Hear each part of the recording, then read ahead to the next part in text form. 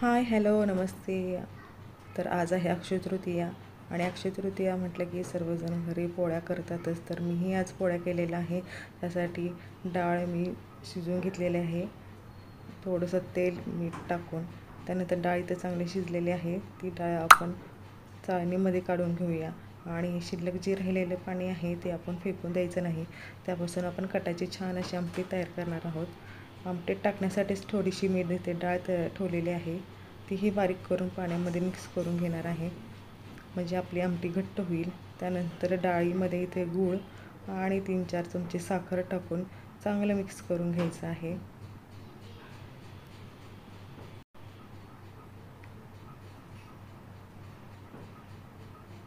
डाळीतलं पाणी सुकत आले की त्यामध्ये टाकूया 1 चमचा वेलची पावडर आणि डाळ आता पूर्ण असं पुरण आपलं तयार झालेलं आहे, ते आपण बारीक करून घेऊया. पुरणाच्या चाळणीमध्ये टाकून बारीक करून घ्यायचं आहे. त्यानंतर इथं आमटीसाठी 2 कांदे घेतलेले आहेत, हे आपण गॅसवर भाजणार आहोत.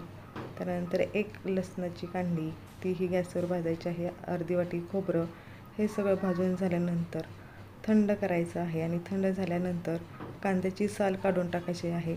खोबरं बारीक कापून घेऊया, लसूण सोलून घेऊया आणि यापासून आपण मिक्सरमध्ये मसाला वाटून तयार करूया. त्यानंतर 2 चमचे तेल घेऊन त्यामध्ये खोबरं आणि लसूण बारीक ठेचून टाकलेलं आहे. कढीपत्त्याची पानं टाकलेली आहेत. मिक्सरमध्ये बारीक केलेला मसाला टाकायचा आहे. त्यानंतर हे तेल सुटोपर्यंत भाजल्यानंतर अर्धा चमचा हळद मसाला, कांदा लसूण मसाला, धने पावडर हे सगळं टाकून पुन्हा एकदा छान असं परतून घेऊया.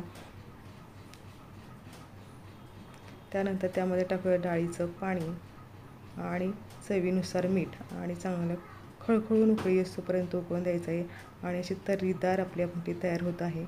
त्यानंतर इथं पोळीबरोबर खाण्यासाठी गुळवणी तयार केलेली आहे. त्यासाठी 1 कप पाणी आणि गूळ टाकलेलं आहे, ते छान उकळून द्यायचं आहे. त्यानंतर कांदा भजी केलेले आहेत. आता आपण सुरुवात करूया सगळ्या शेवटी पोळ्या करण्यासाठी. तर एक छोटा गोळा घेऊन यामध्ये पुरण भरायचं आहे. त्याचे उंडा तयार करून पुरणपोळी लाटून घेऊया.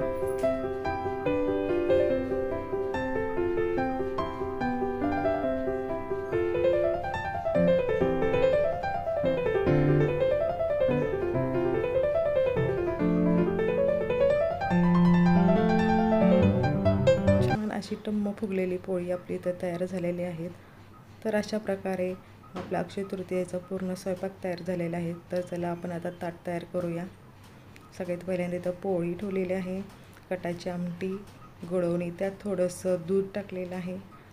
त्यानंतर भात, तळलेले बटाट्याचे पापड, कांदा भजी ठेवलेले आहेत आणि त्यानंतर थोडीशी तुपाची धार.